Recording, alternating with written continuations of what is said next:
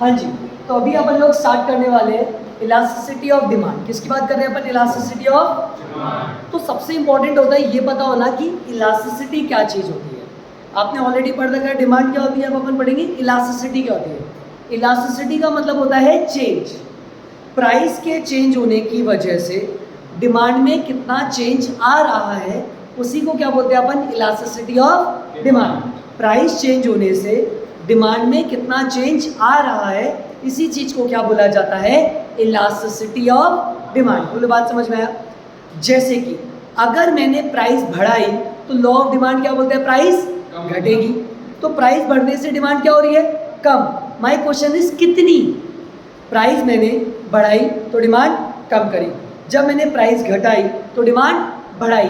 Again question is कितनी? देखो ध्यान से, this one is price and this one is quantity. मैंने प्राइस इतनी चेंज करी, अब डिमांड कितनी चेंज हो रही है? ज़्यादा।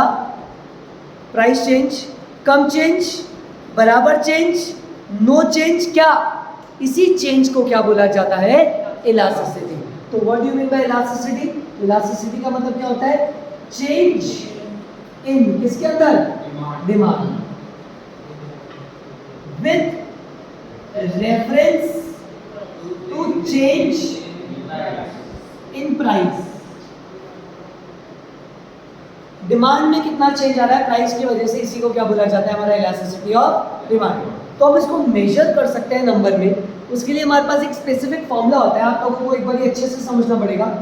इसको बोलते क्या है अपन? ईडी। क्या बोलते हैं? ED denotes elasticity of demand. इसका फॉर्मूला होता है T upon Q multiply by delta Q upon delta P। एक एक टर्म को बहुत अच्छे से सीखते हुए चलोगे, अदरवाइज आपको क्वेश्चन में बहुत दिक्कत आएगी। ईडी का मतलब क्या होता है? Elasticity of demand. Elasticity of demand. P का मतलब होता है प्राइस ऑफ कमोडिटी, कि वो सामान कितने में मिल रहा है। क्यू का मतलब होता है क्वांटिटी। क्यू का मतलब क्वांटिटी। डेल्टा क्यू को बहुत अच्छे से सीखो। डेल्टा क्यू का मतलब होता है चेंज इन क्वांटिटी। क्या मतलब होता है? Change in quantity. Q1 minus Q। अब क्या है? माइनस पहले क्या थे, अब क्या है? माइनस पहले क्या थे। Just take an example. मैंने बोला कि मैं रोज के 5,000 रुपये कमाता हूँ। अब पहले मैं रोज के कमाता था 3,000, अब रोज के कितने कमाता हूँ? पहले कितने कमाता था? चेंज कितने का?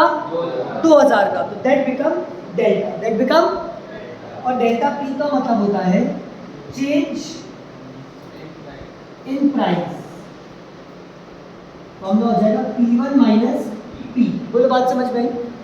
अब जब भी आपको क्वेश्चन गिवन होगा, चाहे वो स्टेटमेंट की फॉर्म में हो या डायरेक्ट फॉर्म में हो, आपको सबसे पहले एक काम करना है, खुद से पूछो जल्दी करना है या सही करना है। आंसर आएगा सही करना है। जल्दी करके गलत करने का भी कोई मतलब नहीं है। तो आपको सबसे पहले ये फॉर्म में लेकर आनी है, P Q P1 और Q1। P का मतलब क्या होगा? प्राइस। Q का मतलब? P1 का मतलब चेंज इन प्राइस, वो तो डेल्टा होता है। P1 का मतलब होगा न्यू प्राइस। क्या मतलब होगा? New price. और P का मतलब ओल्ड प्राइस। Q का मतलब? और Q1 का मतलब? बोलो बात समझ में आई? तनिष्का क्लियर? नंदिनी क्लियर? हर्षिता सबको क्लियर? इधर से आप लोगों को सबको P, P1, Q और Q1। बोलो बात समझ में आई? अब जैसे एग्जाम में आप लोगों को क्वेश्चन दे रखा है कि आपकी प्राइस थी 10 रुपीज, कितनी थी? तो क्वांटिटी थी 100। जैसे ही प्राइस इंक्रीज हुई, कितनी? 15 रुपीज। कितनी हुई?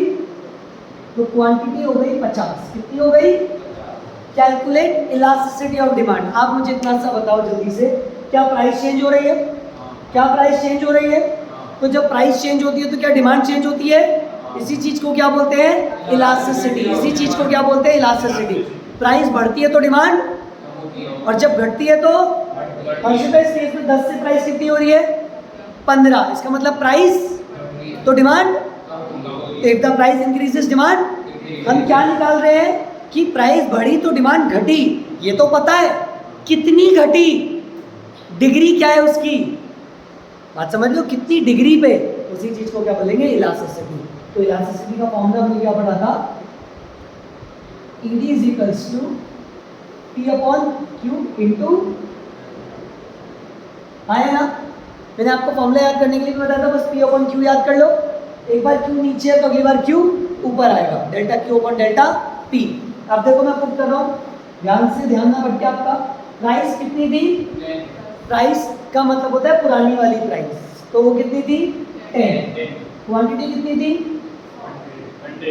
Multiply by change in quantity, delta Q का मतलब क्या होता है, चेंज इन क्वांटिटी, मतलब हुआ Q1 माइनस Q, क्या मतलब हुआ Q1 माइनस Q, तो ये होता है Q1 और ये था Q, जैसे ये T1 और ये T, तो Q1 कितनी है 50 और Q कितनी थी 100, तो चेंज कितने का 50 का, सर माइनस 50 लिख दिया, 50 लिख दिया, बच्चों आपकी इच्छा हो तो माइनस 50 लिख दो, आपकी इच्छा हो तो 50 लिख दो, क्यों सर, क्योंकि मैंने आपको बताया था ईडी जो अपने साथ होता है एक माइनस का साइन कैरी करता है, क्योंकि इनके बीच का रिलेशन कैसा होता है नेगेटिव, जब प्राइस बढ़ती है तो डिमांड घटती है, तो इनके बीच में ऑलरेडी इन्वर्स रिलेशन होता है। अगर आप यहाँ माइनस लगाओगे भी तो फॉर्मूले के बाहर एक माइनस का साइन है, उस माइनस से ये माइनस कैंसिल हो जाएगा, बोलो बात समझ में आया। तो if you want to ignore आप ignore, if you want to take you can take, but बाद में आगे जाके वो कैंसिल होगा, divided by delta P, delta P का मतलब होता है P1 माइनस P, तो P1 कितना है 50, P कितना था 10, तो 15 माइनस 10 5, सॉल्व करें, बेसिक एकदम आराम से, 1 0 से 1 0 कैंसिल, 1 0 से 1 0 कैंसिल, आंसर बचा 5 अपॉन दैट इक्वल्स टू, हमारे ईडी कितना है, हाँ मैं आपको यकीन भी दिला सकता हूँ, देखो इधर प्राइस कितनी थी 10 से कितनी बढ़ गई, तो जो है वो 50% ही तो बढ़ी है। अरे मुझे बताओ 10 का 50% कितना होगा, 10 का आधा कितना होगा, तो आप देख सकते हो आधी रेट और बढ़ गई, 10 और आधा कितना हुआ 5, 15 रुपये हो गई, तो आप देख सकते हो डिमांड भी आधे से गिर गई, 100 का आधा 50, तो यही तो अपन बात कर रहे थे कितनी डिग्री है, तो बोल रहे बराबर है, जितनी प्राइस बढ़ी उतनी ही डिमांड घटी, उतनी ही डिग्री से घटी, बात समझ में आया।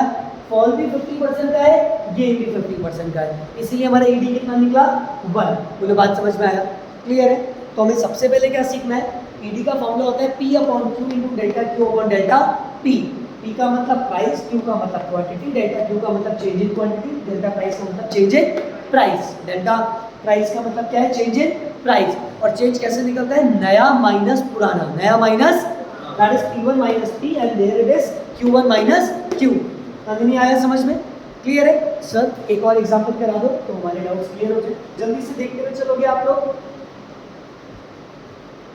2-3 एग्जांपल मैं कराऊंगा उसके बाद आप लोग करोगे। सर कैलकुलेशन आपको प्रॉब्लम करे वो मंजूर है, लेकिन आप लोग लिखो ही गलत तो वो दिक्कत आ जाएगी। देखो ध्यान से सुनना, आपको दे रखी है प्राइस वाज 100, प्राइस कितनी है, क्वांटिटी वाज 500, क्वांटिटी कितनी है, ऐसे लिखा है now price increase by 20 rupees, price कितने से इंक्रीज हो गई 20, डिमांड बिकम, अच्छा मुझे जल्दी से बताओ प्राइस बढ़ेगी तो डिमांड तो कम होगी 500 से, यहाँ पे हो गई 400, कितनी हो गई 400, बोला कैलकुलेट ईडी। तो जिस फॉर्मेट में मैंने आपको क्वेश्चन बोला था उस फॉर्मेट में है क्या, ये नहीं है, तो बनाना पड़ेगा। तो सबसे पहले प्राइस लिखते हैं 100, क्वांटिटी कितनी P1 पता है क्या, P1 का मतलब होता है नई प्राइस, P1 का मतलब गलती मत करना, मुझे बताओ पुरानी प्राइस कितनी थी, अब इसमें बोला नाउ प्राइस बाय का मतलब होता है से, कॉपी में लिख लेना, इतने से बढ़ गई, बोलो बात समझ में आया, मतलब पहले 100 थी अब 20 रुपए से बढ़ गई, जैसे गवर्नमेंट बोलती है पेट्रोल 2 रुपए से बढ़ गया, तो ये मतलब थोड़ी हो गया कि 2 रुपए का पेट्रोल हो गया, इसका मतलब अगर पहले 100 रुपए था तो अब 102 हो गया, तो पहले हमारी प्राइस कितनी थी 100, अब कितनी हो जाएगी और डिमांड अब कितनी हो गई? 400। बात समझ में आया? हमारी फॉर्म में आ गया। अब हम क्या लगाएंगे? हमारा फॉर्मूला, कौन सा formula? P/Q into delta Q upon delta T। तो प्राइस कितनी है?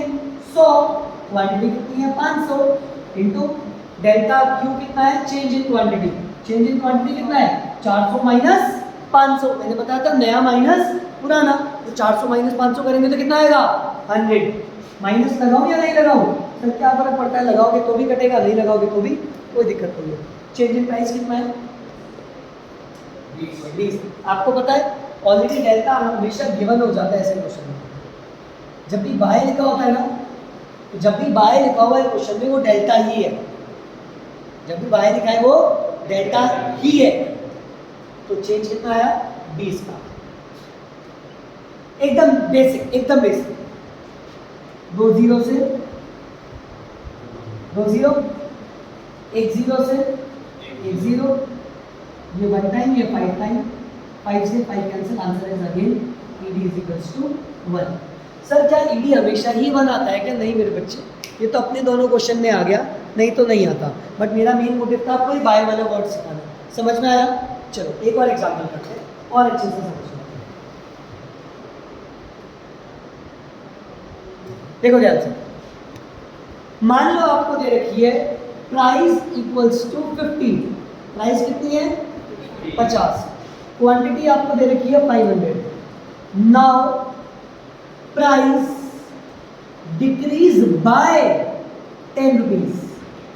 कितने रुपए से गिर गई प्राइस? तो मुझे बताओ लॉ ऑफ डिमांड क्या बोलता है? अगर प्राइस घटेगी तो डिमांड, प्राइस घटेगी तो डिमांड। आपको पता है डिमांड कितनी हो गई? Demand become 1000। डिमांड कितनी हो गई? 1000। तो निकाले ED। तो बताओ अपनी वाली फॉर्म में है क्या? नहीं सर, पहले ले आते हैं। प्राइस कितनी, डिमांड कितनी, नई प्राइस पता है क्या? तो निकाल ले। Now price decrease by 10। तो मतलब पहले 50 थी, अब 10 रुपए से गिर गई, 10 रुपए से गिर गई, तो अब कितनी हो गई? 40। और आपका D1 कितना है? मतलब Q1 कितना है? 1000।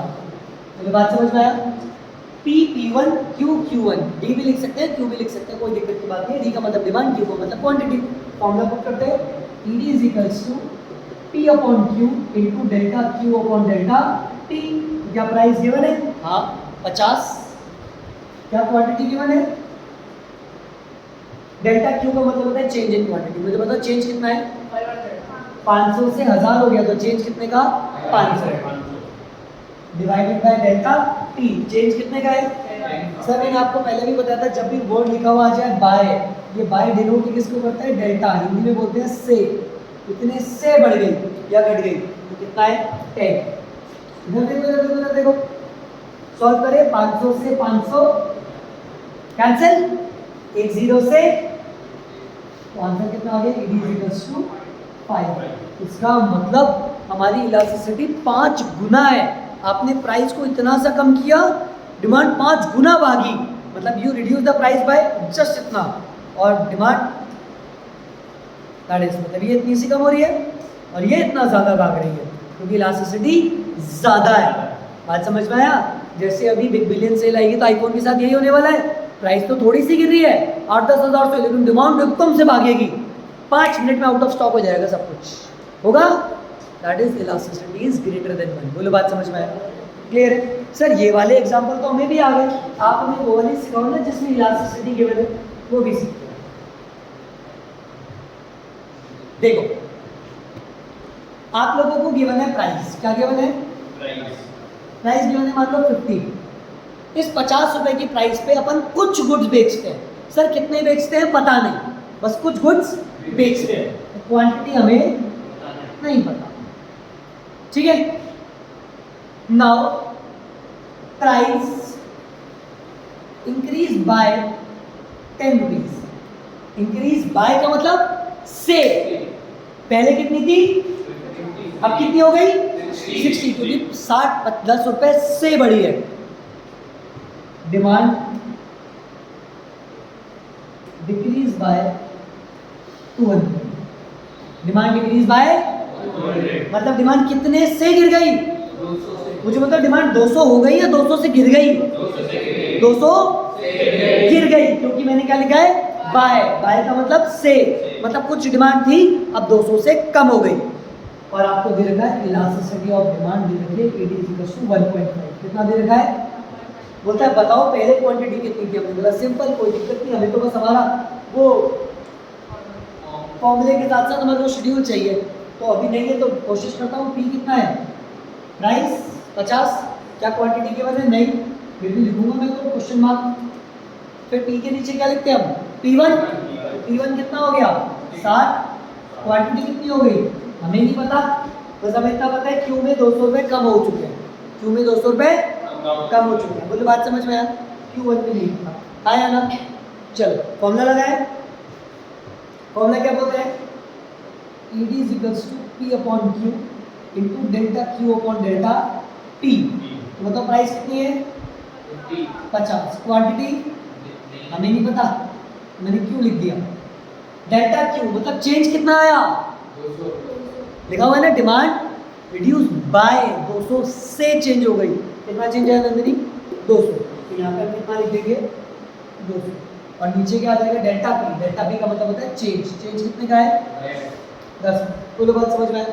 और सामने कितना लिखना है? ED 1.5। बोलो clear? Now it's a basic maths, calculation है। एक जीरो से एक जीरो कैंसिल, एक जीरो से, तो पता है इक्वेशन क्या बन जाएगी? 1.5 equals to 5 upon Q into 200 upon 1। आया ना? आया ना? तो इधर क्रॉस मल्टीप्लाई करेंगे, क्रॉस मल्टीप्लाई करेंगे, कुछ नहीं है तो नीचे क्या मान लिया? 1। तो 5 इंटू 200 कितना हुआ? 1000 इक्वल्स टू 1.5 क्यू, 1.5 और क्यू की वैल्यू निकालूंगा तो 1000 डिवाइडेड बाय 1.5। तो बात समझ में आई? जो भी वैल्यू आएगी 667 666 वो आपका क्या आ जाएगा? क्वांटिटी। बोलो बात समझ में आया? क्लियर है? बोलो बात समझ में आई? This is your practical part of किसका?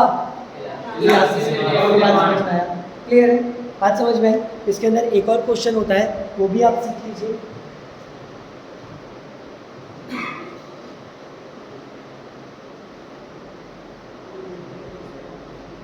आप लोगों को क्वेश्चन कुछ इस तरीके से दे रखा है, प्राइस दे रखी है, पहले थी 10, अब प्राइस हो गई 12। पहले प्राइस कितनी थी? 10 और अब कितनी हो गई?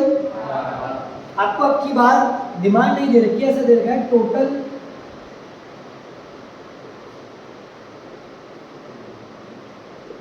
Total expenditure. क्या दे रखा है? Total expenditure. प्राइस कितनी है? तो हमारा एक्सपेंडिचर था 1500। कितना था? 1500। और जब प्राइस कितनी हुई तो हमारा एक्सपेंडिचर हो गया मान लो 1200। कितना हो गया? तो बोले ED निकालो। तो बच्चों गलती ये मत कर देना कि P की जगह तो ये ले लो और Q की जगह ये ले लो। This is not your quantity, this is your total expenditure. तो सर कहाँ से लाए हम क्वांटिटी? मेरे बच्चे इस केस में हमारे को क्वांटिटी निकालनी पड़ेगी। यहाँ पे हम क्वांटिटी निकालेंगे, ध्यान से सुनना। मैंने 1500 रुपये की चॉकलेट खरीदी, एक चॉकलेट थी 10 रुपये की। मैंने 1500 रुपये की चॉकलेट खरीदी, एक चॉकलेट कितने की दी? मतलब मैंने दुकानदार को कितने रुपए दिए? 1500। उसने मुझे कुछ चॉकलेट दी, एक चॉकलेट कितने की दी? 10। तो मुझे कितनी चॉकलेट दी होगी? 100, 150। कैसे? 1500 डिवाइडेड बाय 10 आया ना? तो कितना आ गया? 150 क्वांटिटी। इधर देखो 12 रुपए की चॉकलेट थी, मैंने कितना खर्चा किया? 1200। उसने मुझे कितनी चॉकलेटें दी होंगी? 100। आ जाओ, प्राइस भी है, क्वांटिटी भी है, P1 भी है, Q1 भी है, तो ED क्यों नहीं है? निकाल दो। ED is equals to P upon Q into delta Q upon delta T। Price कितनी थी पहले? 10। क्वांटिटी कितनी थी? 150 मल्टीप्लाई बाय डेल्टा Q मतलब चेंज इन क्वांटिटी। चेंज कितने का आया? 50 divided by change in price. कितने का चेंज आया? 2 आया ना? माइनस करें एक जीरो से, वेदर ये 2 1 टाइम और ये 5 टाइम, ये 1 टाइम और ये 3 टाइम। आंसर आ जाएगा 5 अपॉन दैट इज 1.67। मुझे बात समझ में आया? क्लियर है? मतलब अगर आपकी प्राइस 1 रुपये से कम होती है तो डिमांड 1.5 गुना बढ़ती है, that is known as elasticity. I hope आप लोगों को क्लियर होगा। ठीक है, जल्दी से ये वाला क्वेश्चन कॉपी कर लीजिए, टोटल एक्सपेंडिचर वाला, ये आपने अभी तक नहीं किया था।